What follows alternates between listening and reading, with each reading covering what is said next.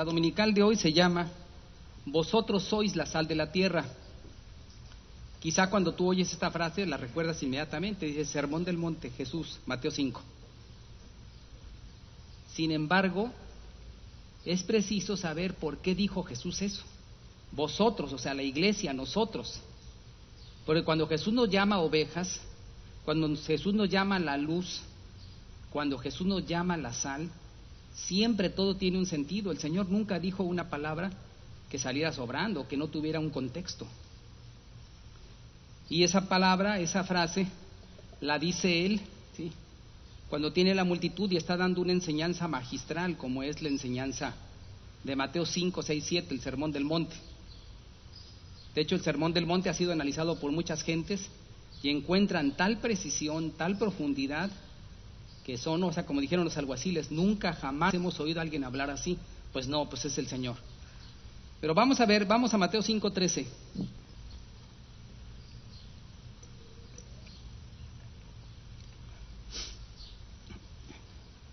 Y vamos a fijarnos en ese puro versículo porque ahí lo encierra todo directo la idea. Mateo 5:13 dice así: Vosotros sois la sal de la tierra, pero si la sal se desvaneciere, ¿con qué será salada? No sirve más para nada, sino para ser echada fuera y hollada, o sea, pisoteada por los hombres. Por eso le digo que es importante ver por qué Jesús nos llama a nosotros la sal de la tierra. La sal es un elemento necesario para la vida. La sal es un compuesto de sodio con cloruro. Y el sodio, cuando lo analizamos en química, me acuerdo cuando estaba yo en la secundaria, que llevábamos química, había que llevar bata, si no, no te dejaban entrar a la clase. Nos poníamos nuestra bata y pues nos creíamos ya doctores, ¿sí?, pero era la clase de química. Y el sodio es un metal de consistencia dura, que viene siendo como un queso duro. Cuando ese queso duro lo echábamos en agua, empezaba a desprender un vapor que era un gas, que era explosivo. El maestro indicaba, obviamente todo con las medidas necesarias, este es el sodio. Y después, en otro experimento, el maestro agarró gas de hidrógeno y lo mezcló con cloro y salió un gas como verdoso, que era irritante y era venenoso. De tal manera que si tú enfrentaras el gas que sale del sodio, morirías. Y si tú enfrentaras el gas que sale del cloro combinado con hidrógeno, también morirías. Ambos por separado son dañinos, son mortales. Obviamente si los ingieres por separado, olvídate. Sin embargo, es curioso, pero la química de Dios, que Dios es un maestro, la química de Dios los unió. Unió dos elementos fuertes y creó el cloruro de sodio, que se llama sal. Y la sal es vital para la vida.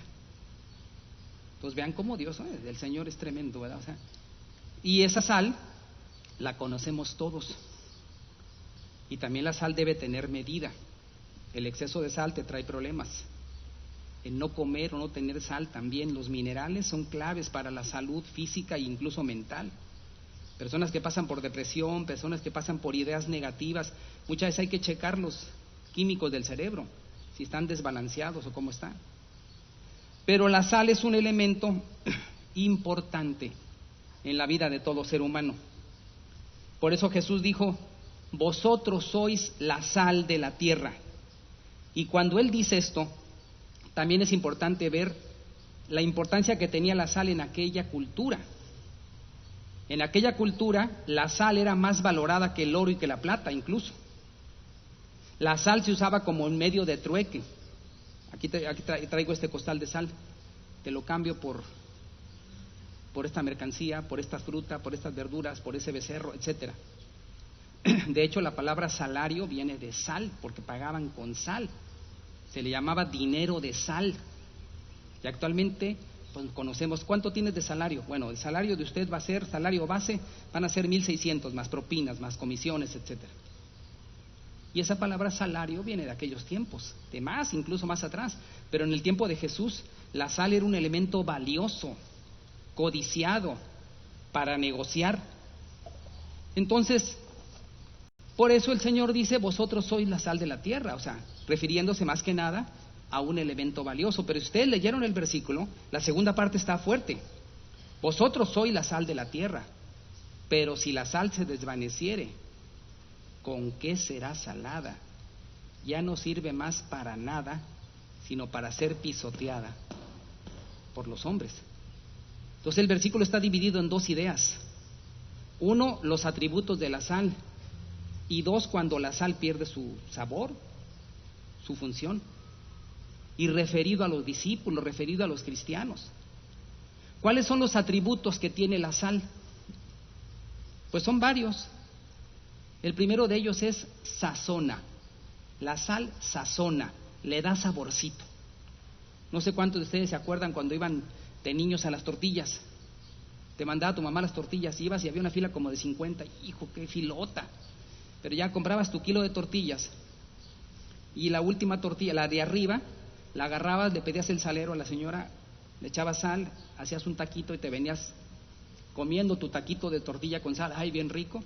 Ay, valió la pena formarse ahí media hora, ¿no? Pero la sal, qué saborcito le agrega a la comida. Vean lo que dice el libro de Job. Job capítulo 6, versículos 6 y 7. Job capítulo 6, versículos 6 y 7.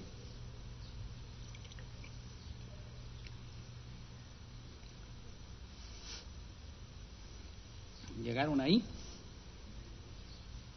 A ver, Emilio, lo tienes en voz alta para todos. Job 6, versículos 6 y 7.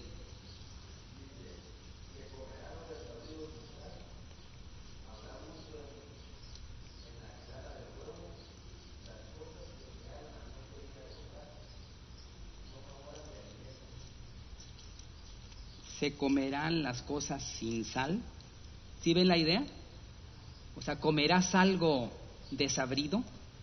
¿Comerás algo que le falte el toquecito básico?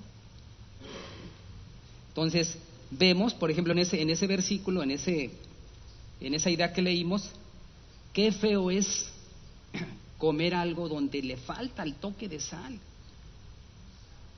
Pues no sabe nada. De hecho, ahorita hay una medida, incluso en los restaurantes han retirado los saleros de las mesas por el problema que mucha gente le pone sal de más. Y hay problemas ya de retención de agua, la gota y muchas cosas. Entonces han retirado los saleros. Lo puedes pedir, oiga, ¿me presta el salero? Sí, ¿cómo no? Porque también, como les digo, hay una medida, ¿verdad? Todo tiene que ser con medida. Y aquí vemos entonces que la sal tiene como primera función sazonar. Y eso quiere decir darle sabor. Los cristianos debemos ser personas que donde estemos le demos sabor al ambiente, le demos sabor a la vida. No debiera haber cristianos que cuando llegan, ya llegó fulanito, aleluya, la gloria es del Señor, santo, santo eres tú. Y ahí en la oficina de los demás, nunca quiero ser cristiano, dicen otros.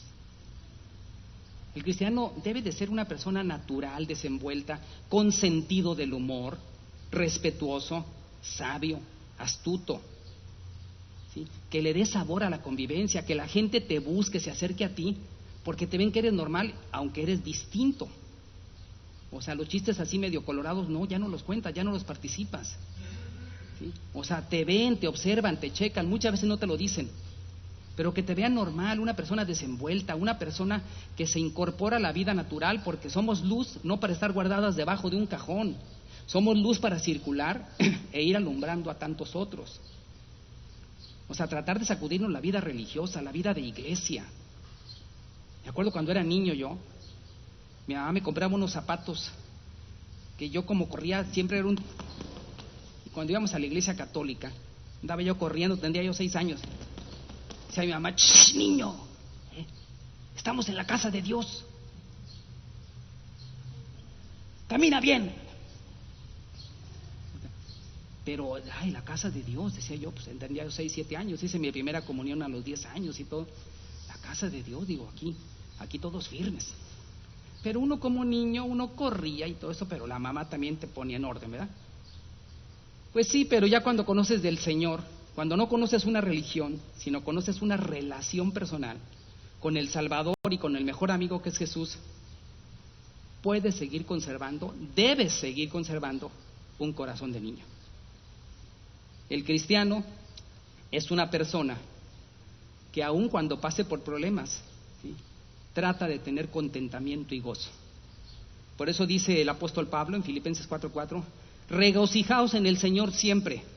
O una vez más les digo, regocijaos. Él, Pablo con Sila estaban encadenados allá en la prisión de Filipos y estaban cantando alabanzas, encadenados, golpeados en la mazmorra del fondo, con unos cepos y todos y cantando. Y ustedes han visto ese pasaje, el testimonio que dieron no nada más al carcelero, sino a los presos, y el milagro que hizo el Señor en esa noche. El cristiano debe luchar en contra de su carne para poder seguir siempre adelante dando el mensaje con sus labios o con su vida, con sus hechos. Ponte a pensar, cuando tú enfrentas a una gente deprimida, que no es difícil encontrar gente deprimida, no es nada difícil encontrar gente. ¿Tú te sumerges en la depresión o tienes en el poder de Dios capacidad para animarlo, fortalecerlo, ayudarlo a levantar? ¿Cómo combates la depresión? Porque todos somos asaltados por la depresión. Ya voy a quitar a los niños, jóvenes, adultos, ancianos. Un ataque muy tremendo sobre ellos se llama desánimo, desinflar, quitarles el gozo de vivir, quitarles el entusiasmo. En pocas palabras, deprimirlos. Ahí es donde también tienes que probar el poder de Dios. Clama a mí, yo te responderé. Entonces, ¿cómo enfrentas un deprimido? ¿Te deprimes con él? ¿O en el Señor ayudas? Dice en Eclesiastés, si uno cae, otro le ayudará a levantarse. Entonces ahí vemos que el cristiano tiene que ser sazonador. Tiene que ser alguien que cuando llegue tenga confianza a los demás, no apague el ambiente, no venga a aguar la fiesta, sino venga también a ser parte de la fiesta y también sea una persona participativa. ¿Por qué? Pues porque la religiosidad tiende a ahogar. A mí una cosa que me ayudó cuando el Señor me convirtió, allá en el DF, yo vengo de una familia que es puro relajo, puro vacilón. Mis 10 hermanos, olvídate, si algo me dejaron a mí es ambiente, cantar, echar bromas, cotorrear, vacilar y todo. Sí, hemos pasado por lágrimas y todo, no, pero yo vengo de un ambiente, de una familia con ánimo, con alegría, con gritos, con brincos. Cuando el Señor me convierte en el DF, empiezo yo a congregarme en una iglesia y llegué con mi mamá a la iglesia, me acuerdo. Me dice mamá, mira hijo, ese es el grupo, ¿sí?, donde nos reunimos nosotros.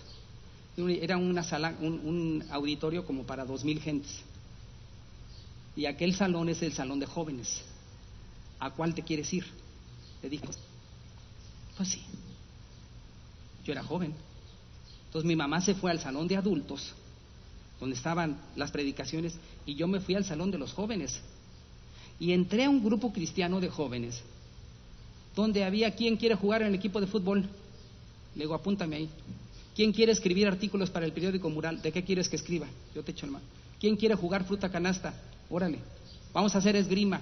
Y era un movimiento con el pastor Juan José, que dije, caray, está suave. Nada más que ahí eran 200 jóvenes. Era un grupo de 200 jóvenes porque era una iglesia como de 2,500 gentes. Y hubo excursiones, y hubo fútbol, y hubo poesía, y hubo alabanzas, y hubo periódico Mural, nos pasaban a cantar la alabanza cada determinado tiempo. El próximo domingo te toca, así que escoge cuál quieres, etcétera. Y no, pues yo estuve bien contento. Dije, no hombre. Entonces yo pasé de mi vida normal a una vida cristiana de movimiento, de acción y de todo. Y dije, pues esto es lo que a mí me gusta. Entonces vemos que el cristiano, ¿sí?, es incorporado por el Señor a la sociedad, pero le dice, tú eres la sal, Tú vas a poner sabor donde sea. Y tienes que utilizar diferentes estrategias o astucias, o tu naturalidad, el ingenio, la inteligencia que tenemos nosotros, que antes lo usábamos para la maldad, ahora enfocamos las baterías para las cosas de Dios. Toda la astucia que metíamos, ahora la vamos a enfocar para sembrar la palabra de Dios, para llevar el mensaje del Señor. A veces se podrá hablar, a veces con la pura vida, pero es así como nosotros tenemos que ser, ¿sí? Por eso, a propósito, aquí Valeria, Jessica, venga por favor, Dante. Traje aquí un regalito.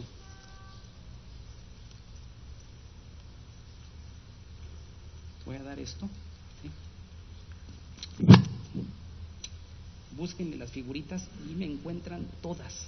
Encuéntrenlas, están escondidas, pero hay que buscarle ahí y encontrarle. ¿Ok? Muy bien. Sí.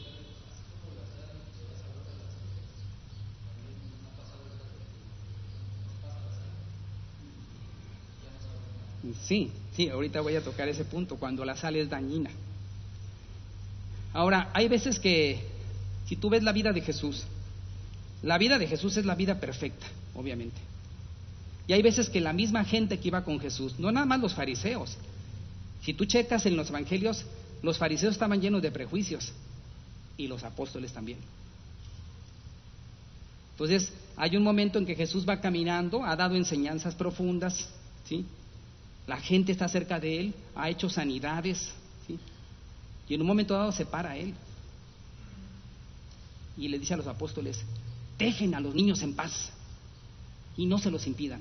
Y suspendió todo lo que estaba enseñando, suspendió todo lo que y hizo, abran un pasillo. Y los apóstoles regañados así como que, y llegaron los niños a Jesús. Y dice ahí que Jesús los tocaba, los abrazaba, los besaba, los bendecía. Quizá algunos como Pedro, quizá algunos como Juan, o algún fariseo diría: ¿qué es esto? Perdiendo el tiempo con los niños, el maestro, ¿verdad? Pero por algo puso el Señor eso en la Escritura. Decían algunos: Jesús debe de estar en cosas importantes, acá con nosotros los adultos, aquí con el Simón el fariseo que lo está invitando. Pero ¿qué es eso? Detuvo todo para unos niños. Porque la vida de Jesús es una vida que salpica confianza hasta el nivel de los niños. Los niños venían a Jesús porque les gustaba cómo los trataba, porque le tenían confianza, porque los niños nunca fingen, son como son. Nosotros a veces queremos meter a los niños a nuestra mentalidad de adulto.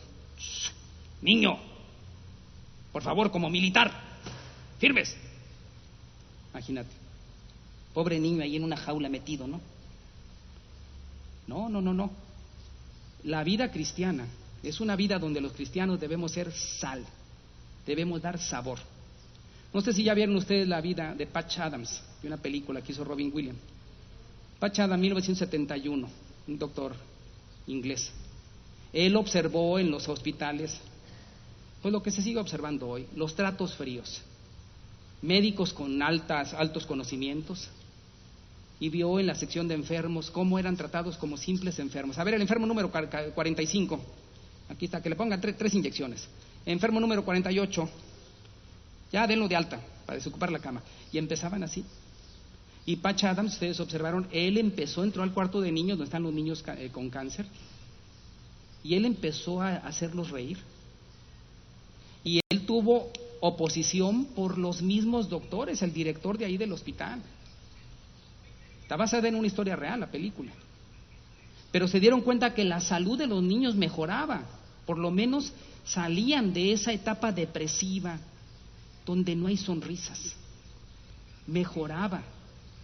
Y él inventó la risoterapia como parte de la medicina. La Biblia dice: la alegría o el buen ánimo constituye buen remedio. El espíritu alegre constituye buen remedio, mas el espíritu triste, leas entre paréntesis, el deprimido, seca los huesos. Y él hizo eso, ¿sí? Y después, ¿sí?, varios más empezaron a aplicar esa terapia. Y es que la verdad sí, hace